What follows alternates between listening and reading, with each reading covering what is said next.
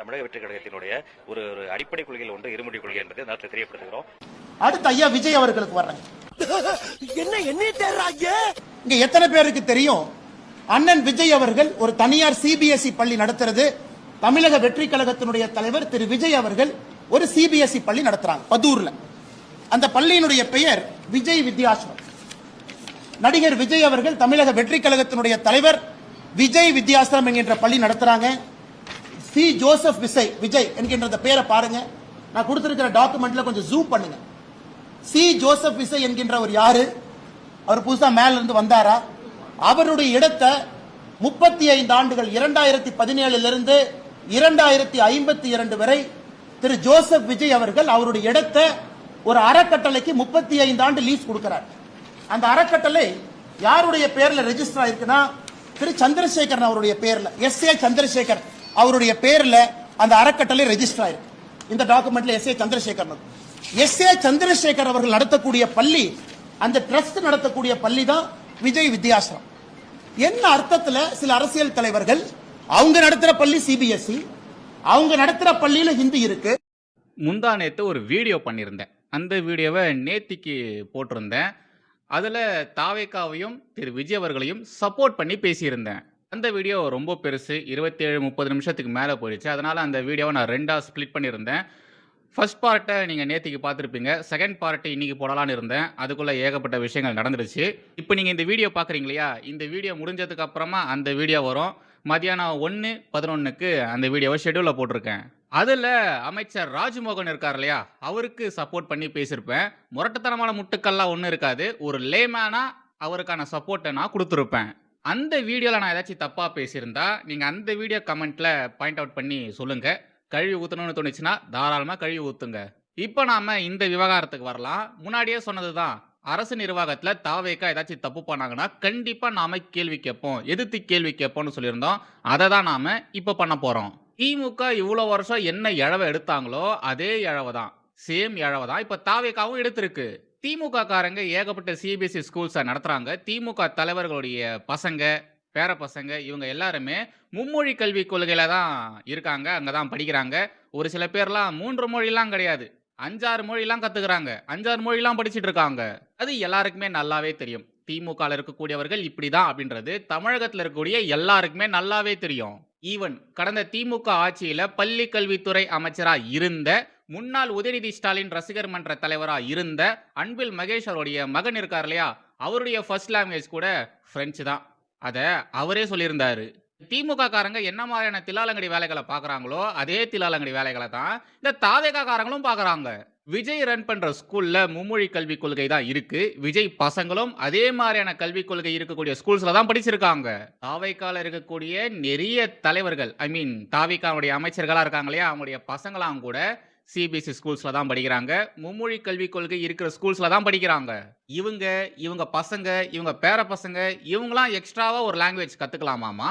ஆனா பாமர ஏழை மக்கள் மட்டும் எக்ஸ்ட்ராவா ஒரு லாங்குவேஜ் கத்துக்க கூடாதாமா. இந்த திமுக காரங்க என்னெல்லாம் செஞ்சாங்களோ அதே தான் இந்த தாவேக்காவும் செய்யறாங்க பாருங்களேன். டிட்டோவா அப்படியே செயல்படுறாங்க பாருங்களேன். இதே ராஜ்மோகன், இப்போ பள்ளி கல்வித்துறை அமைச்சராக இருக்கக்கூடிய இதே ராஜ்மோகன் மும்மொழி கல்விக் கொள்கை பற்றி பேசின ஒரு பழைய காணொலியை போடுறேன், பார்த்துட்டு வாங்க. கற்கும் வயதில் இருக்கும் ஒரு குழந்தைக்கு அதோடைய தாய்மொழியில பேசினாதான், அந்த அறிவை தாய்மொழியில் அறிமுகப்படுத்தினாதான் அதுக்கு நல்ல ஒரு மனப்பான்மையோட அதை கற்றுக்கொள்ளும் பல அறிஞர்கள் சொல்லிட்டாங்க. இந்த புதிய கல்விக் கொள்கையின்படி அந்த குழந்தையின் தாய்மொழி வழி கல்வியை 5ஆம் வகுப்பு வரைக்கும், அட்லீஸ்ட் 5th ஸ்டாண்டர்ட் வரைக்கும் அதோடைய தாய்மொழி கல்வியை நம்ம தரணும். Both public and private schools மறுக்கவே கூடாது. நீங்க எத்தனை லட்சம் வாங்குற பிரைவேட் ஸ்கூலா இருந்தாலும் சரி, தமிழ்நாட்டில் நீங்க தமிழ் ஒரு லாங்குவேஜை கத்து கொடுத்தே ஆகணும். இது ஒரு ரொம்ப ரொம்ப முக்கியமான அம்சம். இன்னொரு முக்கியமான விஷயம், தமிழை மென்ஷன் பண்ணியே சொல்லியிருக்கிறாங்க. தமிழ் உள்ளிட்ட செம்மொழிகள் 8ஐயும் இந்தியா முழுக்க இருக்கக்கூடிய எல்லா ஸ்கூல்ஸ்லயும் ஆஃபர் பண்ணுவதற்கான வாய்ப்பு வைக்கணும். ஒரு ஸ்டூடெண்ட் தமிழ் கத்துக்கணும்னு நினைச்சாங்கன்னா, தமிழ்நாட்டில் இல்ல, உத்தரப்பிரதேஷ்ல தமிழ் கத்துக்கணும்னு நினைச்சாலும் நீ தமிழை கத்துக் கொடுக்கணும். ஏன்னா அது செம்மொழியில ஒண்ணு, கிளாசிக்கல் லாங்குவேஜ். இந்திய மொழிகளுக்கு முக்கியத்துவம் தர மாதிரியே ஆசிய மொழிகளும் நீங்க ஆஃபர் பண்ண சொல்லி இருக்கிறாங்க. What bro, this is very very wrong bro. நீங்க மும்மொழி கல்விக் கொள்கைக்கு ஆதரவாக பேசிருக்கீங்க. இப்ப அமைச்சரா ஆனதுக்கு அப்புறமா அது எப்படி நீங்க பேசின விஷயத்துக்கு நேர் எதிராக நடந்துக்கிறீங்க? திமுகவுக்கு மாற்றாக தாவேக்கான்னு சொல்லி ஆட்சிக்கு வந்துவிட்டு இப்போ திமுகவின் ஜெராக்ஸ் காப்பி மாதிரி நடந்துக்கிறீங்களே, இதெல்லாம் நியாயமா ப்ரோ? மனசாட்சியை தொட்டு சொல்லுங்க ப்ரோ, இதெல்லாம் நியாயமா ப்ரோ? சகோதரர் விஜய் அவர்களுக்கு நான் நேரடியா பேச விரும்புறேன். What bro, practice what you breach bro. என்ன ப்ரோ நீங்களே அப்படி பண்ணலாமா? நீங்க ஸ்கூல் நடத்துறீங்க, சிபிஎஸ்இ ஸ்கூல், ஹிந்தி சொல்லி கொடுக்குறீங்க. என்ன ப்ரோ, உங்க வீட்டுல குழந்தைங்க 3 மொழி படிக்கிறாங்க ப்ரோ, தப்பில்லை. ஆனா உங்க தொண்டர்கள் 2 மொழி தான் படிக்கணும் நீங்க சொல்றது நியாயமா ப்ரோ? அதனால bro, practice what you breach bro. நீங்க செய்யறத மத்தவங்களையும் செய்ய சொல்லுங்க. நல்லா இருக்கும் ப்ரோ, நல்லா இருங்க ப்ரோ. அண்ணாமலை சொன்ன மாதிரி முதல்ல நீங்க சொல்ற விஷயத்த நீங்க ரியல் லைஃப்ல செஞ்சு காட்டுங்க, நீங்க நடந்துக்கோங்க. அதுக்கப்புறமா மத்தவங்களும் இதை மாதிரி நடந்துக்கணும், மத்தவங்களும் இதே மாதிரியான செயல்களை செய்யணும்னு அப்புறம் நீங்க ப்ரீச் பண்ணலாம். தாவேகாவின் தலைவர்கள், தாவேகாவின் அமைச்சர்கள், தாவேகால இருக்கக்கூடிய நிர்வாகிகள், பிரமுகர்கள், இவங்க வீட்டிலலாம் சின்ன சின்ன பசங்க இருப்பாங்க. அந்த பசங்களை ஃபர்ஸ்ட் இருமொழி கல்விக் கொள்கையில சேர்த்து விடுங்க. அதாவது இந்த சமச்சீர் கல்வின்னு சொல்லுவாங்க இல்லையா, அந்த சமச்சீர் கல்வியில சேர்த்து விடுங்க. அதுக்கப்புறமா இத மாதிரி வியாக்கியானம்லாம் பேசுங்க. முதல்ல மாற்றத்தை உங்க வீட்டில இருந்து ஆரம்பிங்க சார். அப்புறமா நாங்க இது மாதிரிலாம் செய்யணும், எங்க வீட்டு பசங்க இப்படிலாம் படிக்கணும்ன்றத அப்புறமா நீங்க வந்து சொல்லுங்க. முதல்ல மாற்றத்தை அங்கிருந்து ஆரம்பிங்க. எப்பொழுதும் எதிராசன் வடிவழகு என் இதய தொழுதால் இல்லை எனக்கெதிர் இல்லை எனக்கெதிர் இல்லை எனக்கெதிரே. ஸ்ரீமதே ராமானுஜாய நமஹா. எனதருமை தேசியவாதிகள் அனைவருக்கும் வணக்கம். ஜெய் ஸ்ரீராம். 2024 நாடாளுமன்ற தேர்தலில் அப்போ தமிழக பாஜகவின் மாநில தலைவரா அண்ணாமலை அவர்கள் இருந்தாரு. அண்ணாமலை தலைவரா இருக்கும்பொழுது தமிழக பாஜக ஒரு லீடு எடுத்தாங்க. தமிழக பாஜக தலைமையில ஒரு கூட்டணி அமைச்சிருந்தாங்க. அந்த நாடாளுமன்ற தேர்தலில் தமிழக பாஜக 11% மேல ஓட்டு வாங்கினாங்க. 2026 இந்த சட்டமன்ற தேர்தலில் பாஜக மேலிடம் அதிமுக கூட கூட்டணிக்கு போகணும், அதிமுக கூட கூட்டணி வச்சாதான் இங்க ஒரு பெரிய வெற்றியை நாம பெற முடியும் அப்படின்ற மாதிரி நம்பி அண்ணாமலை அவர்களை பதவியில இருந்து தூக்குனாங்க. அதனுடைய விளைவு ரொம்ப ரொம்ப மோசமா இருந்தது. 11% 2% கம்மியாச்சு. வாக்கு சதவீதம் ரொம்ப ரொம்ப கம்மியாச்சு. செஞ்ச தவிர பாஜக மேலிடம் இப்போ உணர ஆரம்பிச்சிருக்காங்க. அவங்க செஞ்ச தவறுகளை இப்போ திருத்திட்டு வராங்க. அதுல ஒரு அங்கமாக பாஜக மேலிடம் 2வது மிகப்பெரிய ஒரு சம்பவத்தை செய்ய போறாங்க. அந்த சம்பவம் வேற ஒன்றும் கிடையாது. எடப்பாடி பழனிசாமி அவர்களுக்கு ஒரு மிகப்பெரிய ஆப்ப பாஜக மேலிடம் சுருகிருக்கு. சரி, நம்பர் 1 என்ன அப்படின்ற மாதிரி நீங்க கேட்பீங்க. வேற ஒன்றும் இல்லை, மறுபடியும் தமிழக பாஜகவின் மாநில தலைவராக அண்ணாமலை வரப்போறாரு. மேபி ஜூன் மாதம் அவருடைய பதவியை ஏற்றுப்பாருன்னு நினைக்கிறேன். சோர்ஸ்லாம் அப்படி தான் இருக்கு. ரைட்டு, அதெல்லாம் ஒரு பக்கம் இருக்கட்டும், நடக்கும்போது நடக்கட்டும். எடப்பாடி பழனிசாமி அவர்களுக்கு என்ன மாதிரியான ஆப்பை பாஜக மேலிடம் வச்சிருக்கு அதை பற்றி கொஞ்சம் நாம பார்க்கலாம். கொஞ்சம் டெப்த்தாக போய் பார்க்கலாம். தமிழக அரசியல் களத்தில் இவர் சரியான முதுகு குத்தி, இவர் எல்லாருக்குமே துரோகம் பண்ணுவார், இவர் மற்றவங்க முதுகில் ஏறி யார் இவரை ஏற்றி விட்டாங்களோ அவங்களுக்கு துரோகம் பண்ணி அவர் ஒரு பெரிய இடத்துக்கு போக பார்ப்பாரு அப்படின்ற மாதிரி காமனாக எல்லாராலையும் சொல்லப்படுகிற ஒரு தலைவர்னா அவர் எடப்பாடி பழனிசாமி அவர்கள் தான். அண்ணாமலை தமிழக பாஜகவின் மாநில தலைவராக இருந்தார். அதிமுக கூட கூட்டணி வைக்கணுன்ற ஒரே ஒரு காரணத்துக்காக அண்ணாமலையை அந்த பதவியிலிருந்து பாஜக மேலிடம் தூக்குனாங்க. அப்பவே பாஜகவில் இருந்த நிறைய பேர், பாஜகவின் நலம் விரும்பிகள், அவங்க எல்லாருமே சொன்ன விஷயம் என்னன்னா, கேவலம் எடப்பாடி பழனிசாமிக்காக நீங்க அண்ணாமலையை தூக்குறீங்களா, இதெல்லாம் நியாயமே கிடையாது. கண்டிப்பா இந்த தேர்தலில் என்டிஏ தோல்வியை தான் சந்திக்கும். அண்ணாமலையை தூக்குனீங்க இல்லையா, அதுக்காகவே நீங்க தோல்வி அடையணும், நீங்க தோத்து போகணும் அப்படின்ற மாதிரிலாம் பாஜகவுக்கு சப்போர்ட் பண்ணக்கூடியவர்களே பேசிட்டு இருந்தாங்க. எடப்பாடி பழனிசாமிக்காக அண்ணாமலையை நீங்க மாத்திருக்கீங்க, இது வரலாற்று பெருந்தவறு, இந்த தவறு செஞ்சதுக்கு நீங்க கண்டிப்பா அனுபவிப்பீங்க அப்படின்ற மாதிரி நிறைய பேர் பாஜக தலைமைக்கு சாபம்லாம் விட்டாங்க. முக்கியமா பல பேர் சொன்ன விஷயம் என்னன்னா, எடப்பாடி பழனிசாமி அவர்கள் யாருக்குமே நம்பிக்கைக்குரியவரா இருக்க மாட்டாரு, யாருக்குமே அவர் உண்மையா இருக்க மாட்டாரு. கீழே தவழ்ந்து போய், இந்த டேபிள் கீழெல்லாம் தவழ்ந்து போய் சசிகலா காலை பிடிச்சி முதலமைச்சர் ஆனாரு.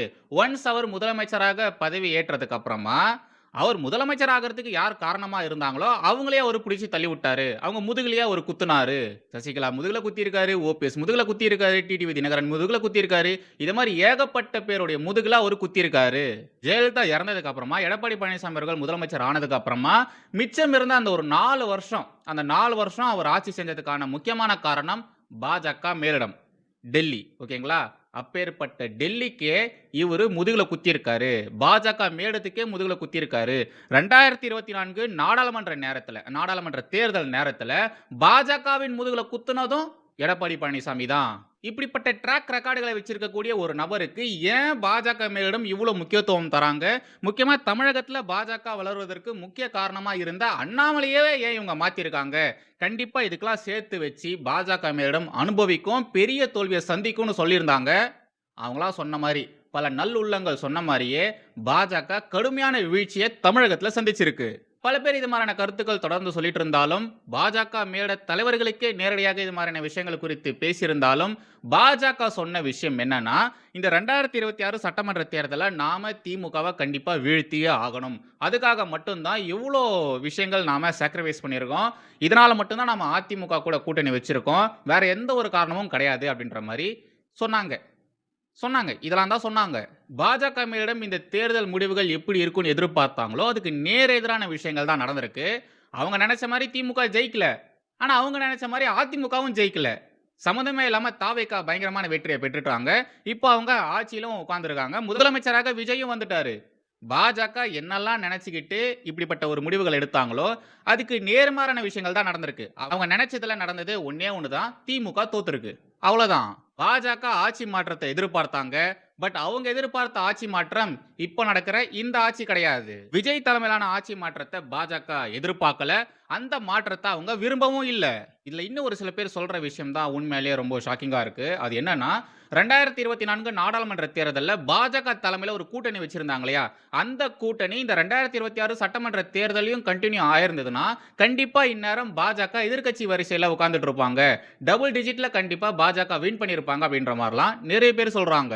ஆனா என்ன பண்றது, பாஜக தப்பு பண்ணிட்டாங்களே, பாஜக மேலிடம் தவறாக கணிச்சிட்டாங்களே. ஓடாத குதிரை, வேஸ்ட் குதிரை, தோல்வி குதிரை, அந்த குதிரை மேல ஏறி நம்ம சவாரி பண்ணலாம்னு நினைச்சாங்க. வேலைக்கு ஆகல. எடப்பாடி பழனிசாமி அவர்கள் கூட சேர்ந்ததுனால இப்ப பாஜகவுடைய நிலைமை எவ்வளவு மோசமா மாறி இருக்குன்னா, 11% இருந்து 2.something% வரைக்கும் வந்திருக்கு. அவ்வளோ இறங்கி இருக்கு. தற்போதைய தமிழக அரசியல் கள நிலவரம் எவ்வளவு குழப்பமானதாக இருக்குன்னு எல்லாருக்குமே நல்லாவே தெரியும். யார் எந்த கூட்டணியில் இருக்காங்க, யார் யாருக்கு சப்போர்ட் பண்றாங்க அப்படின்றதெல்லாம் பெருசா யாருக்கும் தெரியவே இல்லைன்றதை விட புரியவே இல்லைன்னு வேணா நம்ம சொல்லலாம். திமுகவை தோற்கடிக்கணும், திமுகவை மறுபடியும் ஆட்சிக்கு வரவிடாம நம்ம தடுக்கணும் அப்படின்றதுக்காக தான் பாஜக அதிமுக கூட கூட்டணி வச்சாங்க. பட் எடப்பாடி பழனிசாமி அவர்கள் என்ன பண்றாரு, இப்போ இவ்வளவு தோல்விகளை சந்திச்சதுக்கு அப்புறமா திமுக கூட நாம பேச்சுவார்த்தை நடத்தி திமுக கூட கூட்டணி வச்சு நாம ஆட்சி அமைக்கலாம் அப்படின்ற மாதிரியான டாக்லாம் போயிட்டு இருக்கு இல்லையா. இந்த விஷயங்கள் அமித்ஷா காதுக்கு போயிருக்கு. இங்க இருக்கிறவங்க ரிப்போர்ட்டாவே கொடுத்திருக்காங்க. இந்த இன்ஃபர்மேஷன் ஆனது மோடி அவர்களுக்கும் அமித்ஷா அவர்களுக்கும் பயங்கரமான கோபத்தை ஏற்படுத்தியிருக்கு. எடப்பாடி பழனிசாமி மீது செம்ம காண்ட்ல இவங்க 2 பேருமே இருக்காங்க. பாஜக மேலிடம் இவர் மேல செம்ம காண்ட்ல இருக்காங்க. பட் இதை பத்திலாம் நம்மளுடைய எடப்பாடி பழனிசாமி அவர்கள் கவலைப்படவே இல்லை. வழக்கம் போல அவர் எல்லார் முதுகிலையும் குத்துவார் இல்லையா, அதே மாதிரிதான் இந்த முறையும் நாம பாஜக முதுகுல குத்திட்டு திமுக கூட கூட்டணி வச்சுட்டு ஆட்சி அமைக்கலாம் அப்படின்ற இந்த ஒரு பவர் திரஷ்டியில எடப்பாடி பழனிசாமி அவர்கள் இப்படிப்பட்ட வேலைகள்லாம் பண்ணிட்டு வந்துட்டு இருந்தாரு. பட் அதிமுகவில் இருக்கக்கூடிய ஒரு சில பேர் இருக்காங்க இல்லையா, அவங்களாம் என்ன பண்ணியிருக்காங்க, எடப்பாடி பழனிசாமி அவர்களுக்கு எதிராக மாறி இருக்காங்க. இதனால இப்ப என்ன இருக்கு, எடப்பாடி பழனிசாமியோடைய கனவு இருக்கு இல்லையா, அந்த கனவு கனவாவே போயிருக்கு. எடப்பாடி என்னென்ன திட்டங்கள் போட்டிருந்தாரோ அந்த எல்லா திட்டங்களும் இப்போ தவிடுபொடி ஆயிருக்கு. இப்போ அதிமுக என்ன நடக்குது, எஸ்பி வேலுமணி, சிவி சண்முகம், விஜயபாஸ்கர் இவங்களுடைய தலைமை கீழே, அதாவது இவங்களுக்கு சப்போர்ட் பண்ற மாதிரி நிறைய அதிமுக எம்எல்ஏக்கள் வந்திருக்காங்க. அவங்க எல்லாருமே ஒன்னா சேர்ந்து தாவேகாவுக்கு சப்போர்ட் பண்ணலாம் அப்படின்ற ஒரு முடிவு எடுத்து தாவேகாவுக்கு சப்போர்ட் பண்ணியிருக்காங்க. இதனால அதிமுக என்ன ஆயிருக்குன்னா, இவ்வளவு நாள் அதிமுகவுடைய கண்ட்ரோல் எடப்பாடி பழனிசாமி கிட்ட இருந்தது. பட் இப்போ எஸ்பி வேலுமணி இருக்கார் இல்லையா, அவருடைய கண்ட்ரோலுக்கு இந்த அதிமுக போயிருக்குன்னு சொல்ல முடியாது, போகக்கூடிய சூழ்நிலையில இருக்கு. ஏன்னா பெரும்பான்மையான எம்எல்ஏக்கள் இவங்களுக்கு சப்போர்ட்டா வந்திருக்காங்க, எடப்பாடிக்கு எதிராக போயிருக்காங்க. இந்த நேரத்துல தான் எடப்பாடி பழனிசாமி அவர்கள் எப்பொழுதும் போல டெல்லி கதவை தட்டியிருக்காரு. இந்த விவகாரத்துல எனக்கு உதவி பண்ணுங்க, ஏதாச்சும் பண்ணுங்க, ஹெல்ப் பண்ணுங்கன்னு சொல்லி உதவி கேட்டு டெல்லி கதவை தட்டியிருக்காரு. பட் பாஜக மேலிடம் எடப்பாடி பழனிசாமி அவர்களுடைய அழைப்பை ஏற்றுக்கவே இல்லை. அவருக்கு உதவி பண்ண முடியாதுன்னு சொல்லிட்டாங்க. எடப்பாடி தரப்புல இருக்கக்கூடியவர்கள் அமித்ஷா தரப்பு கிட்ட பேச்சுவார்த்தை நடத்துறதுக்காக போயிருக்காங்க. அந்த நேரத்தில் அமித்ஷா தரப்புல இருந்தவங்க என்ன சொல்லியிருக்காங்க, இவங்களுடைய பிளானு, இவங்க என்ன மாதிரியான விஷயங்கள்லாம் பண்ணியிருக்காங்க, என்னெல்லாம் திட்டம் போட்டு வச்சிருந்தாங்க, இது எல்லாத்தையுமே ஓப்பனாக பேசி கடுமையான வார்த்தைகளை உபயோகப்படுத்தி கழிவுத்தி காரி துப்பி துரத்தி விட்டுருக்காங்க. அதாவது அமித்ஷா தரப்புல பேசினவங்க என்ன சொல்லியிருக்காங்கன்னா, எடப்பாடி பழனிசாமி அவர்கள் என்னெல்லாம் பிளான் போட்டாரு, திமுக கூட கூட்டணி சேர்ந்து ஆட்சி அமைப்பதற்கு என்னெல்லாம் சதித்திட்டம் போட்டாருன்னு எல்லாமே எங்களுக்கு நல்லாவே தெரியும். இவர் இப்படிலாம் பண்றதுனால தான் இவர் கட்சியில் இருக்கக்கூடியவர்கள் இவருக்கு எதிராக மாறி இருக்காங்க. அவரை கையை விட்டு அவருடைய கட்சி போகக்கூடிய நிலையில இருக்கு. இதுக்கெல்லாம் எங்களால ஹெல்ப் பண்ண முடியாது. எங்க கூட இருந்துகிட்டு திமுக ஆட்சி ஒழிக்கிறதுக்காக நாங்க இவங்க கூட கூட்டணி வச்சா, இவர் இப்போ திமுக கூடயே கூட்டணி வச்சு ஆட்சி அமைக்கணும்னு நினைக்கிறாரு. இந்த பருப்பு இதுக்கப்புறம் வேகாது. இவருக்கு இந்த விவகாரத்துல எங்களுக்கு ஹெல்ப் பண்ண முடியாது. அது மட்டும் இல்லாம எடப்பாடி மேல ஏகப்பட்ட வழக்குகள் இருக்கு இல்லையா, முக்கியமான வழக்கு அந்த கொடநாடு வழக்கு, அந்த கொலை வழக்கு. அந்த விவகாரமானது இதுக்கப்புறம் தூசி தட்டப்படும். அந்த வழக்கு தூசி தட்டப்படும்னு எச்சரிக்கை வேற விடுத்திருக்காங்க. இதெல்லாம் வச்சு பார்க்கும்பொழுது எடப்பாடி பழனிசாமி அவர்களை தூக்கி உள்ள போடுவாங்கன்னு தான் நினைக்கிறேன். பட் அதுக்கெல்லாம் வாய்ப்பு கிடையாதுங்க. மிரட்டுவாங்க. பட் இவரெல்லாம் தூக்கி உள்ள போடுவாங்களான்னா கேள்விக்குறி தான். ஃபைனலி தவறுகள் நடப்பது ரொம்ப ரொம்ப நார்மல் தான். செய்த தவறுகளை திருத்தி மாற்று பாதையில் பயணிக்கிறது தான் புத்திசாலித்தனம். பாஜக மேலிடம் தவறு பண்ணாங்க. இப்போ அந்த தவறை திருத்தி சரியான பாதையில் போகிறாங்க. என்ன வேணாலும் நடந்து போகட்டும், யார் எப்படி வேணாலும் போகட்டும், யார் எந்த பாதையில் வேணாலும் போகட்டும், அண்ணாமலை தமிழக பாஜகவின் மாநில தலைவர் ஆவார் இல்லையா, அந்த நாளுக்காக தான் நான் வெயிட் பண்ணுறேன். தாவேகா, விஜய், திமுக, உதயநிதி இவங்களுக்கெல்லாம் எப்போ தூக்கம் போகும்னா, தமிழக பாஜகவின் தலைவராக அண்ணாமலை எப்போ வராரோ அப்போதான், மனுஷன் எப்போ என்ட்ரி கொடுப்பாரோ அப்போதான் இவங்களுடைய தூக்கமானது போகும், நிரந்தரமாக போகும். யோசிச்சு பாருங்க, அண்ணாமலை மறுபடியும் மாநில தலைவராக வந்தாருன்னா இந்த தாவேக்கால இருக்கக்கூடிய தலைவர்கள், முக்கியமாக விஜய், அப்புறம் திமுக, உதயநிதி இவங்களாம் பண்ணக்கூடிய தில்லாலங்கடி வேலைகளை அண்ணாமலை எப்படிலாம் எடுத்து போடுவார். திமுக ஆட்சியில் இருக்கும் பொழுதே திமுகவினரை கதற விட்டவர், திமுகவின் அமைச்சர்களை, திமுகவின் எம்பிக்களை கதற விட்டுறவர். திமுக ஆளுங்கட்சியாக இருக்கும்பொழுது அவங்க கண்ட்ரோலாக தான் இன்டெலிஜென்ஸ்லாம் இருப்பாங்க, எல்லாருமே அவங்க கண்ட்ரோலாக தான் இருப்பாங்க. அப்படி இருக்கும் பொழுதும் கூட திமுகவின் பல ரகசியங்களை உள்ளிருந்து எடுத்தவர் தான் அண்ணாமலை. இப்போ தாவேக்கா ஆட்சி, இவங்க கண்ட்ரோலில் எல்லாருமே இருக்காங்களா அப்படின்றது நமக்கு தெரியாது. சோஷியல் மீடியாவில் இந்த ரூட் மாஃபியா இவங்க கிரியேட் பண்ணக்கூடிய விஷயங்கள் தான் நம்ம பார்த்துட்டு வந்துட்டு இருக்கோம். அண்ணாமலை ஒன்ஸ் உள்ளே வந்ததுக்கு அப்புறமா அண்ணாமலைக்கு எவ்வளோ சோர்சஸ் இருக்கும், அவர் எக்ஸ் ஐபிஎஸ் வேற, அவருக்கு எவ்வளோ சோர்சஸ் இருக்கும். அதன் மூலியமாக இந்த தாவேக்கா பண்ணக்கூடிய தில்லாலங்கடி வேலைகளை எவ்வளோ அழகாக இந்த மனுஷன் எடுத்து போடுவார். இதுக்கப்புறம் தான் ஆட்டமே இருக்குது. அண்ணாமலை வரட்டும், வந்ததுக்கப்புறம் தான் விஜய்க்கும் உதயநிதிக்கும் முழுசா தூக்கமே போகும். அந்த ஒரு தருணத்துக்காக தான் நான் வெயிட் பண்ணுறேன். என்ன மாதிரியே பல பேர் அந்த ஒரு நாளுக்காக தான் வெயிட் பண்ணுறாங்க.